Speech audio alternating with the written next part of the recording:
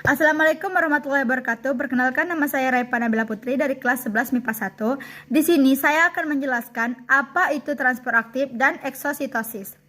Transport aktif adalah transport yang memerlukan energi. Energi yang digunakan dalam sel adalah ATP, yaitu energi kimia yang tinggi yang berasal dari hasil respirasi sel. Pada prosesnya, terjadi pemompaan melewati membran yang melawan gradien konsentrasi. Transport aktif berfungsi dalam memelihara keseimbangan sel. Contohnya yaitu proses penyerapan glukosa di dalam usus manusia. Transport aktif terdiri atas pompa ion natrium kalium, kontraspor, dan endositosis dan eksositosis. Baiklah, saya akan menjelaskan apa itu eksositosis. Eksositosis adalah proses pemindahan bahan dari dalam sel keluar sel. Proses ini membutuhkan energi dan karena itu merupakan jenis transport aktif. Eksositosis adalah proses penting sel tumbuhan dan hewan karena melakukan fungsi yang berlawanan dengan endositosis. Dalam endositosis, zat yang berada di luar sel dibawa ke dalam sel. Dalam eksositosis, vesikel terikat membran yang mengandung molekul seluler diangkat ke membran sel. Vesikel menyatu dengan membran sel dan mengeluarkan isinya ke bagian luar sel.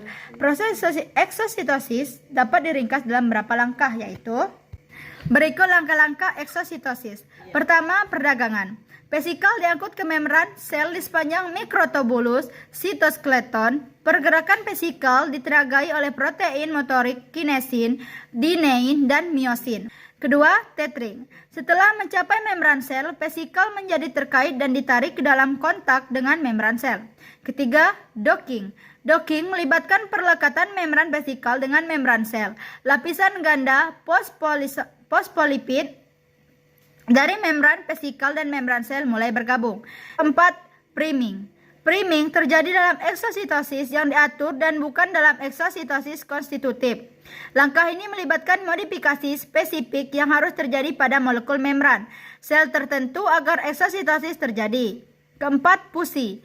Ada dua jenis fusi yang dapat terjadi dalam eksositosis. Pertama, fusi lengkap, yaitu membran vesikel sepenuhnya menyatu dengan membran sel. Yang kedua, fusi ciuman dan fusi lari, yaitu vesikel sementara menyatu dengan membran sel cukup lama untuk membuat porifusi. Fungsi eksositosis. Sel-sel melakukan proses eksositosis untuk mengangkut dan melepaskan molekul besar dan lipotop saat protein disintesis dalam sel. Eksositosis juga merupakan mekanisme di mana mereka dilepaskan dari puing-puing yang tetap di libosom setelah pencernaan intraseluler. Eksositosis adalah perantara penting dalam aktivitas protein yang tetap disimpan dan tidak aktif. Enzim pencernaan misalnya diproduksi dan disimpan. Pergerakan vesikel transitosis tergantung pada sitoskeleton seluler. Serat aktin memiliki peran motorik sedangkan mikrotubulus menunjukkan arah yang harus diikuti oleh kantong empedu. Proses dasar eksositosis. 1. Vesikel yang mengandung molekul diangkut dari dalam sel ke membran sel. 2. Membran vesikel menempel pada membran sel. 3. Fusi membran vertikal dengan membran sel melepaskan isi vesikel keluar sel. Eksositosis memiliki beberapa fungsi penting dalam kehidupan. Eksositosis memiliki beberapa fungsi penting karena memungkinkan sel mengeluarkan zat dari molekul limbah seperti hormon dan protein. Eksositosis juga penting untuk peran sinyal, kimia, dan komunikasi ke sel-sel.